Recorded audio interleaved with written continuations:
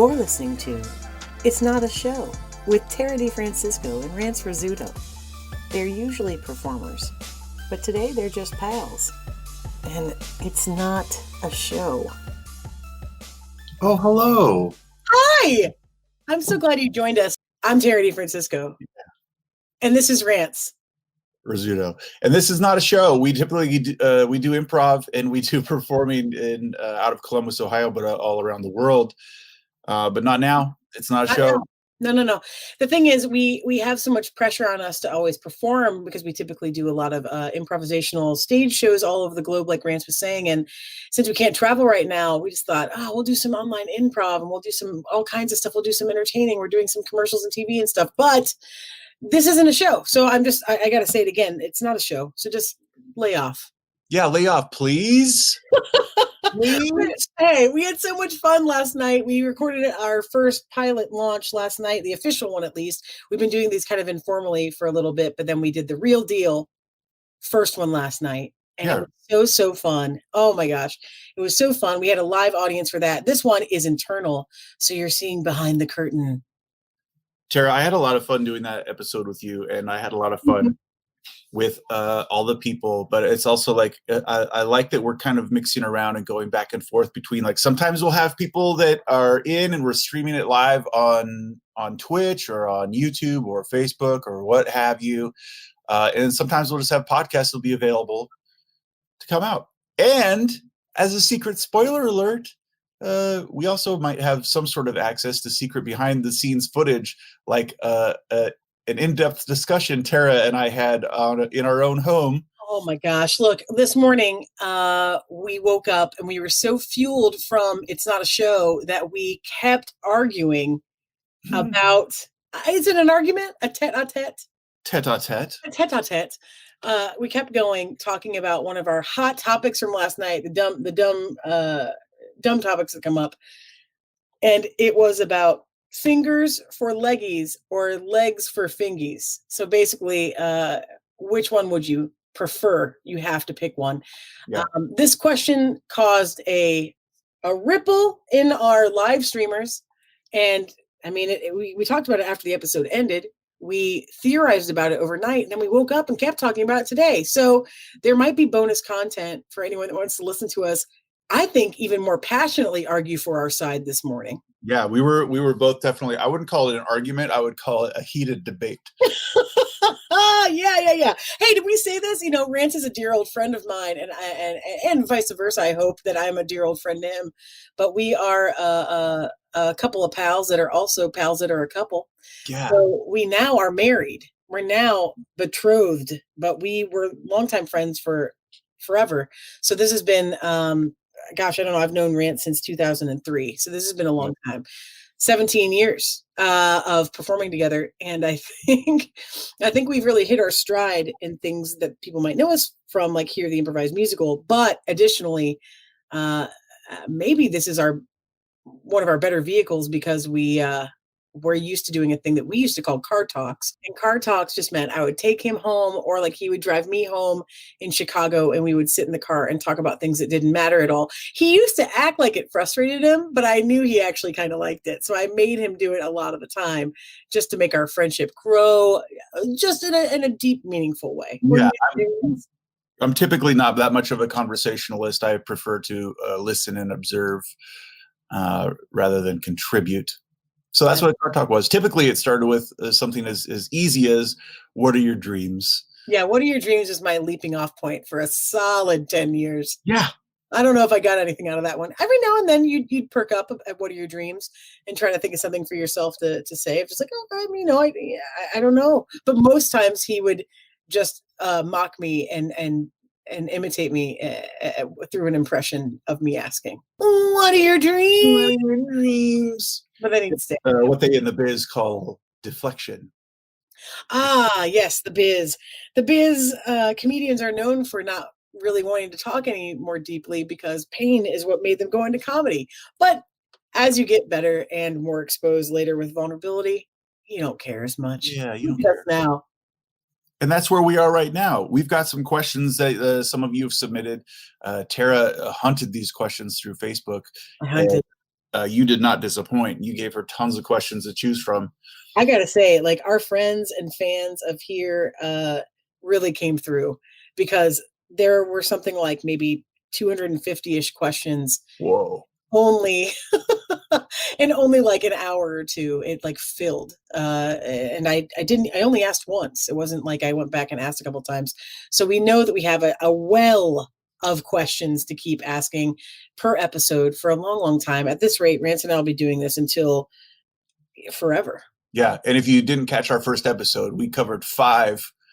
So we have 245 questions left, apparently. Yeah. You do that. At least, because that was just the one-time ask. If I went back and asked again today, maybe people would ask more questions because now they have context on the show. Oh, yes. Hey, a little bit about the show. Wait. It's not a show.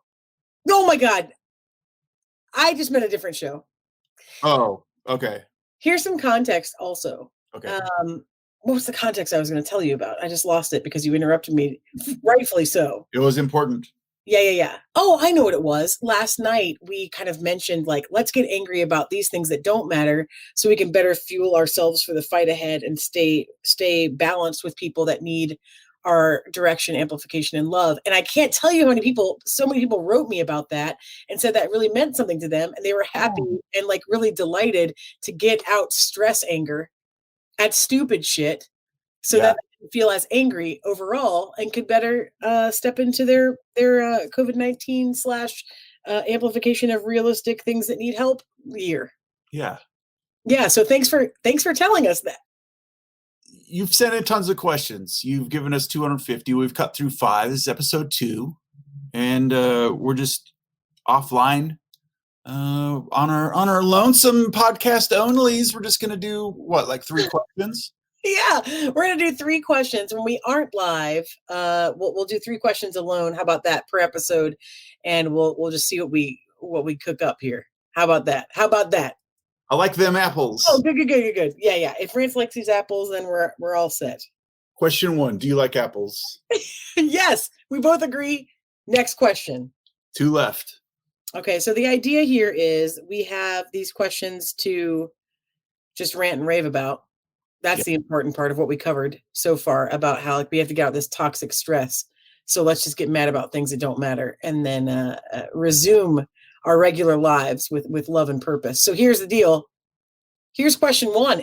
I'm gonna do a soft lob, Rance. Okay, soft lob, because I think that I know our answers for this, but the first is a soft lob. It has a part 2 from a different person. Ooh. That just builds upon the question. Okay. Makes sense? Me. Okay, question 1.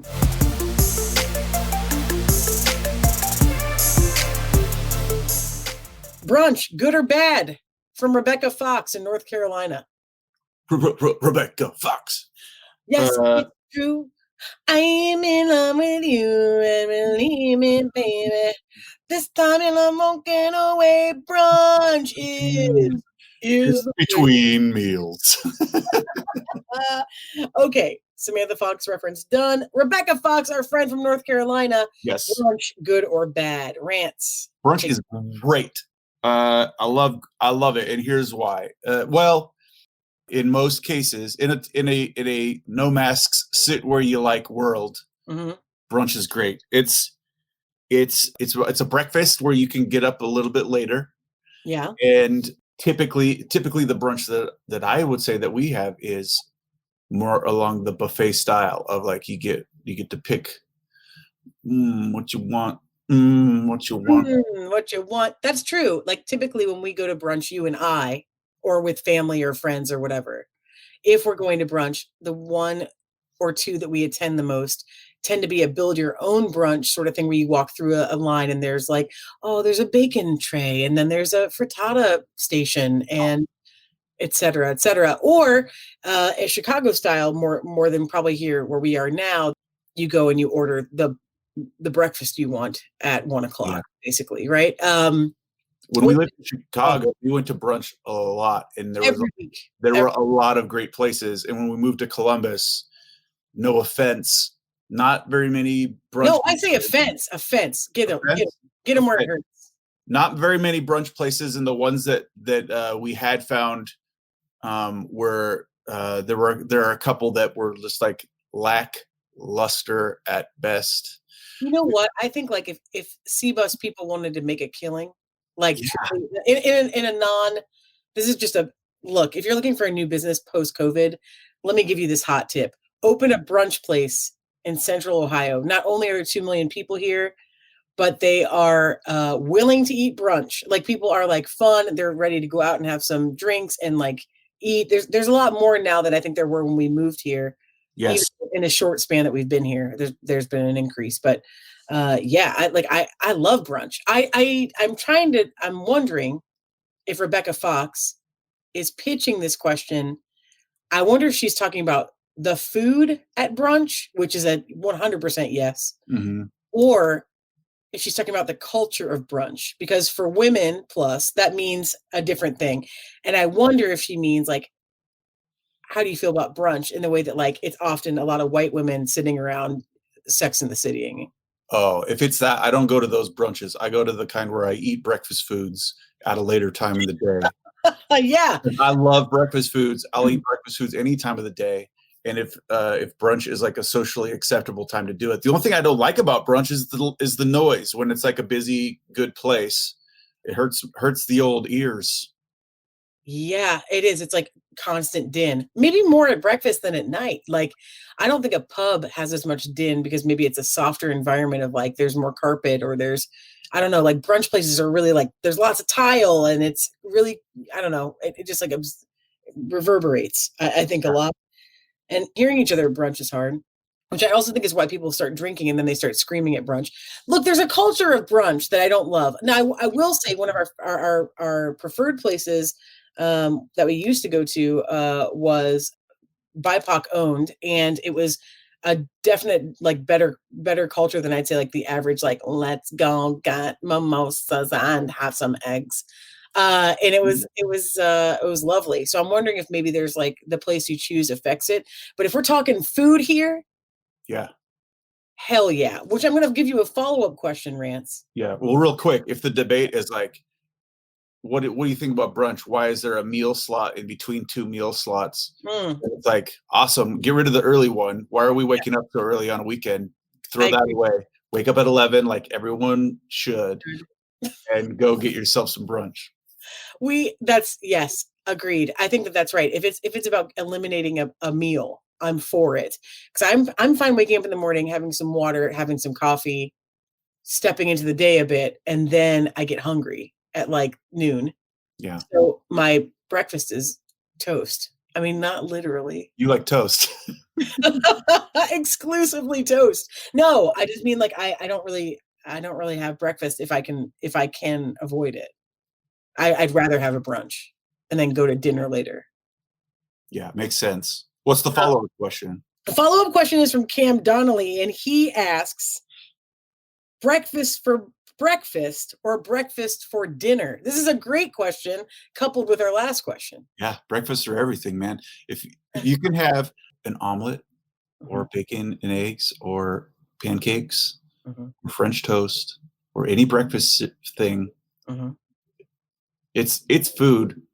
Don't let a time of day tell you when to eat it. Like, yeah, let's just be okay with the choices we make at any time of day that we make it. But Rance, if we have to choose breakfast for breakfast or breakfast for dinner, which is, if I may, the impetus of this section of this non-show we're doing. Okay.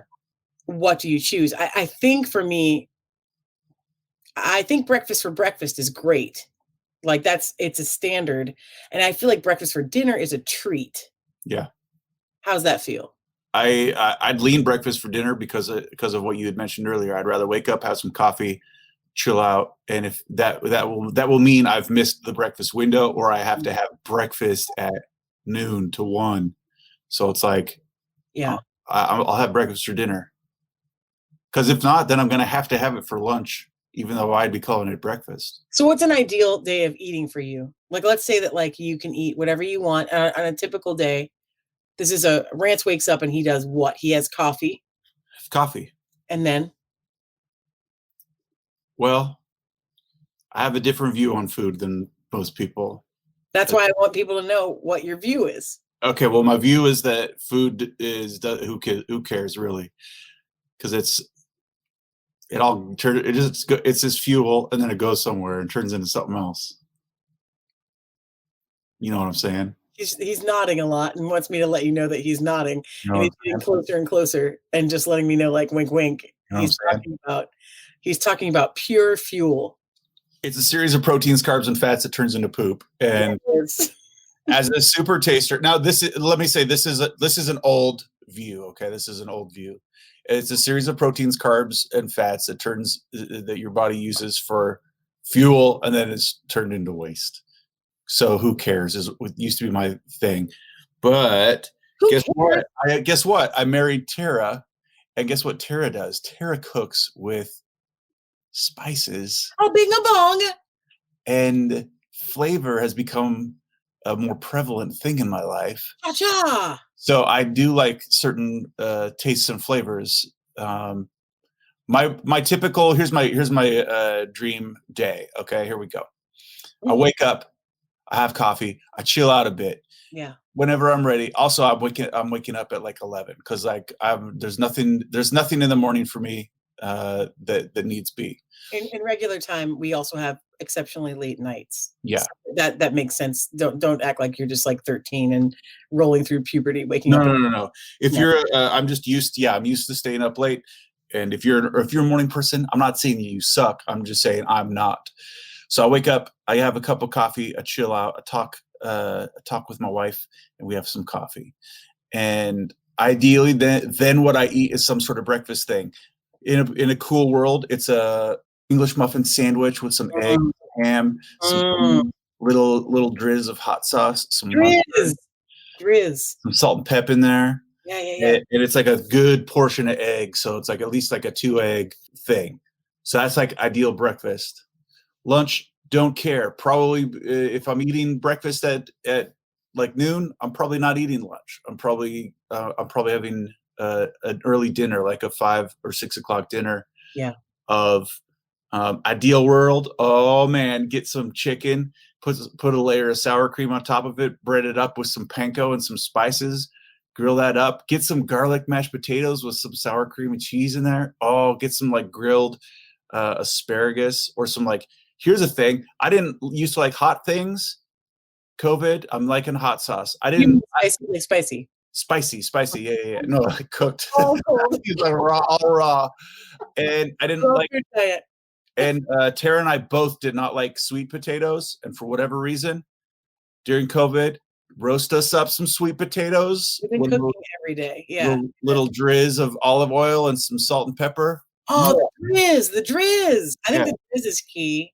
We've learned a lot about, I mean, I think I was an okay cook prior to this shelter in place time, but something has changed during this shelter in place time where now I'm like cooking every day for kind of fun, like where it's like, oh, this will be neat. Like, what roasted vegetables can I make tonight? And it becomes a project. So it's fun around our very heavily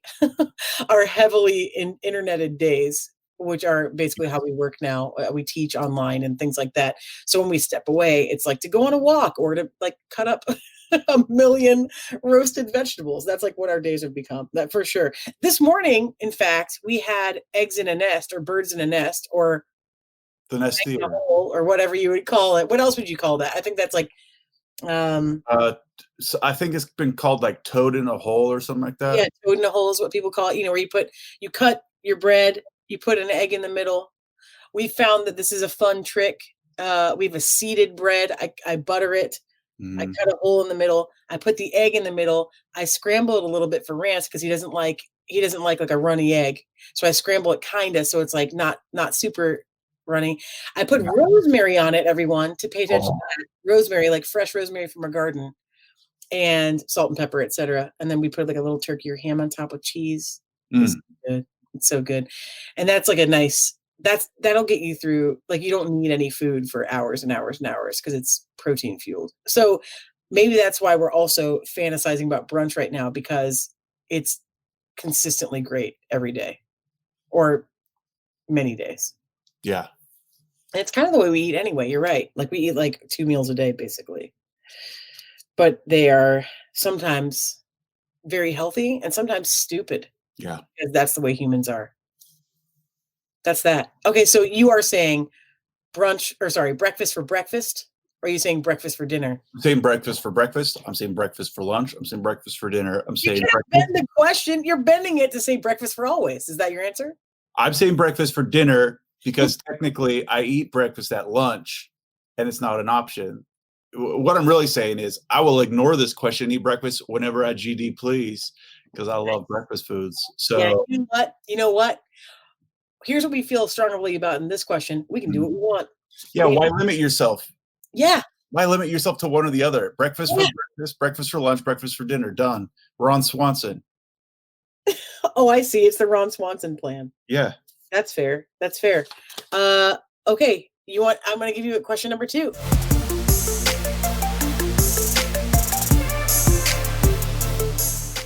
Okay. Shifting gears. Where do dogs go in their dreams? From Bridget Mendiuk in Columbus. Where do dogs go in their dreams? Where do you think they go in their dreams? Me? Yeah. Oh, are you talking to me? Yeah. I don't know who I thought would be here on the non-live version of this non-show. Where do dogs go in their dreams? Here's my guess. Let's make a hypothesis. Okay. So if people, this could open a really great dream conversation in general.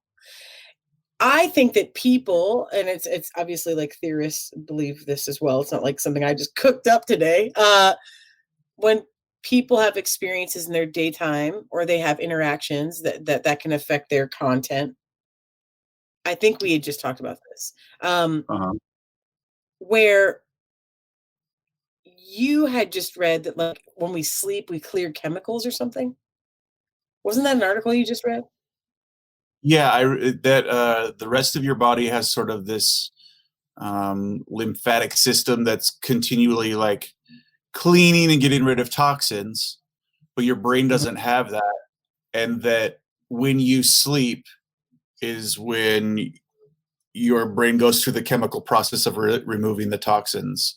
So like if you stay up for way longer than you should, your brain is essentially clogging up with toxins, which is probably why you start to hallucinate or have weird things like you lose the ability to understand words or stuff like that.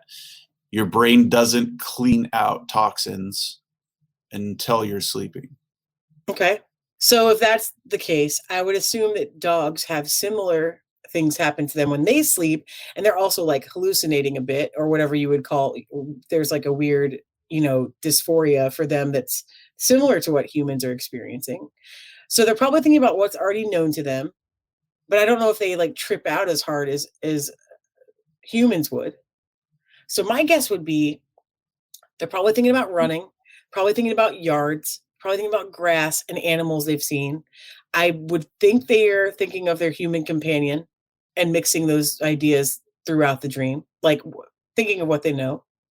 Being chased, I would assume that maybe they're chased or chasing things that they take interest in, like tiny chipmunks are out there, or like a giant bone has decided to chase them back. Oh. Like that's the dream that I would think is like, what if something that they chase chases them?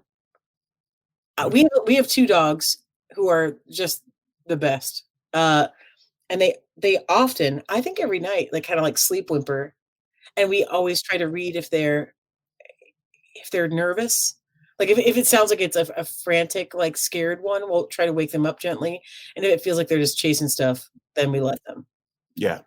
I don't know. Like I'm wondering if like I feel like our dogs get chased by something or they worry. I'll say that I also think they worry because our dogs are definitely they're not trained to be, but they're very, very emotional support doggy. Like because I had an injury when we first got them, so they're always like very concerned about us.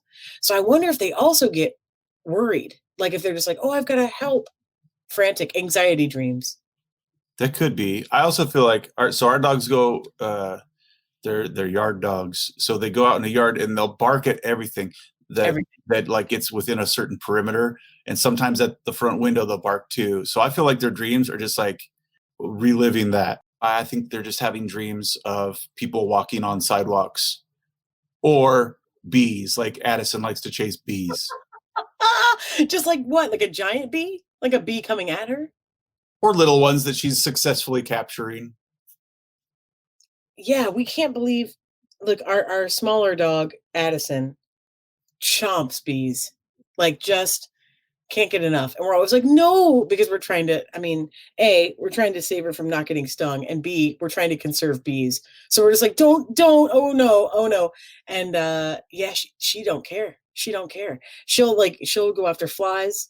She'll go after bees, whatever's flying. She's just real excited about it. It's a game. And our other dog, Clark, will run after a fly. He'll grab it and then he'll spit it out because he hates what he did. Regret. Fly regret. Instant regret.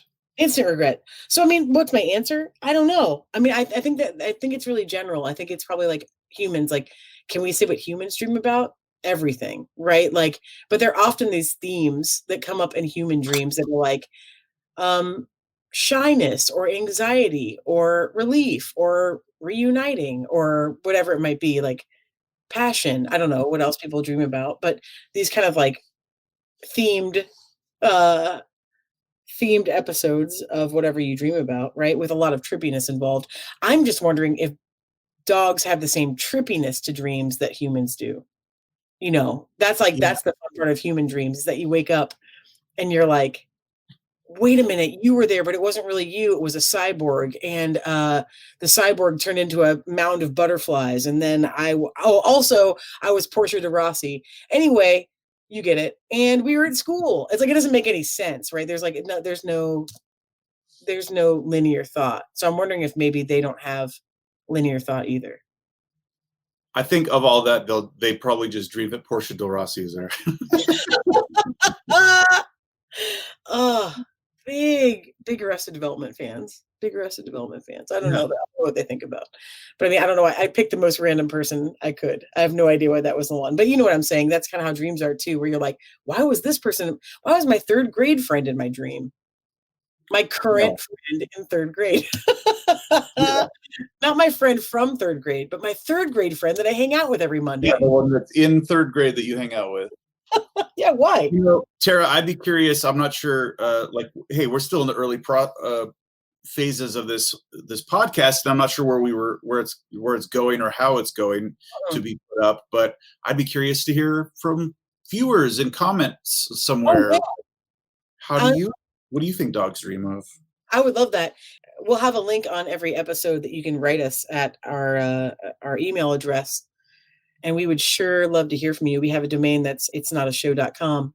So shortly hereafter, there will be an email where you can write us and tell us what you think dogs will dream about. And I would love to find out that stuff is, and we can refer back and tell people what was written in. I would love that. We had fan art for the first time yesterday. Oh my God. Oh my God. I can't get enough of it. And so if we have things like fan art or questions or answers, they can all go to the same address. We'll come back to that. Okay, question 2 down. Boom. One more. You ready? Ready for one more for the episode? 3 questions in an episode. 3. This is a stupid question. Oh, good. I'm prefacing it. Okay, we're gonna go hard at the end. From Joel Luscombe in New Zealand. We've got international rants. Boom.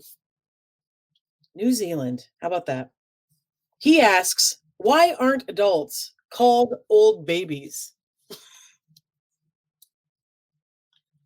Why aren't babies called pre-adults? Next question. Why are they called pre-teens? Yeah, see, I think that's I don't think this is just a nonsense question. I think it's very silly, but I think there are some legitimate reasonings here that we have to parse through. So when you're born, you're a baby. Yeah. When you grow out of being a baby, you're a toddler. Yeah, you're a toddler, and then you become, I guess, a child. Technical, or a kid, and then you become a tween. A tween or a pre. I think tween and preteen are kind of sure. Preteen and tween, either one. They're basically the same thing. Then you're a teen. and then you're an adult. Yeah. So I guess like there's a lot of terms in there that aren't baby focused. And then you're a liability. Yeah, then you're a liability. Well, you could argue you're a liability the whole time because you're like a dependent. Yeah, more so ahead of time. Like one of my dad's favorite stories is I was, as a toddler, about to put one end of an extension cord in my mouth that was plugged in on the other end. So Oh, very no. much more a liability then. What happened? What did you do? Tell us. He got it right before I popped it in my mouth. And it was plugged in, you said? Yeah. It wasn't just like a cord, which would have been gross anyway, but not fatal. No, it was charged. The old charged cord. Yeah. I'm gonna say a title of a book, and you tell me what type of genre it is. Okay? You might be able to follow. Questions? What are you talking about? This is for you. What type of book is The Babysitter's Club? Preteen. It is preteen? I'd say it's preteen or tween. I don't think it's high school, but I could be wrong because it was right after me.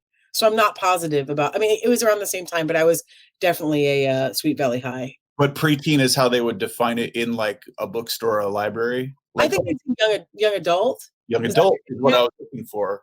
So young adult, old baby is like I have heard it referred to as young adult. That's true. For teens, but not for babies.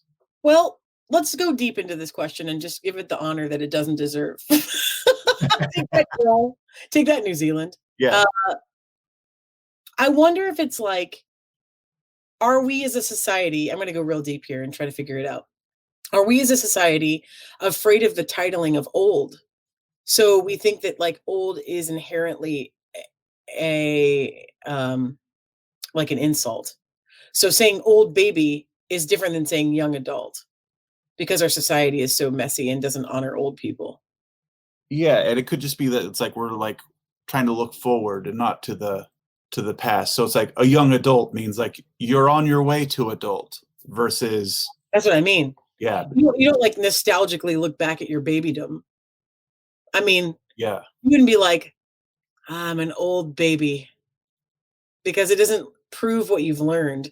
Whereas young adult may say you're on a voyage to becoming fully actualized in our society's brain. Yeah. And you're on your way to being that thing, but also baby ends at toddler, and toddler ends at child, and child ends at tween. And so it's like, you don't say, I'm an old child, because you also know there was a phase in between that you've already gone through.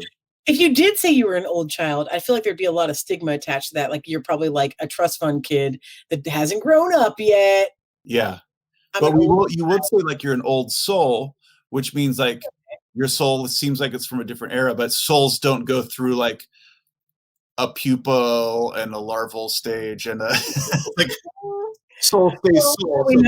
That we know of. I mean, like what if a soul, if this old soul idea is real? Yeah.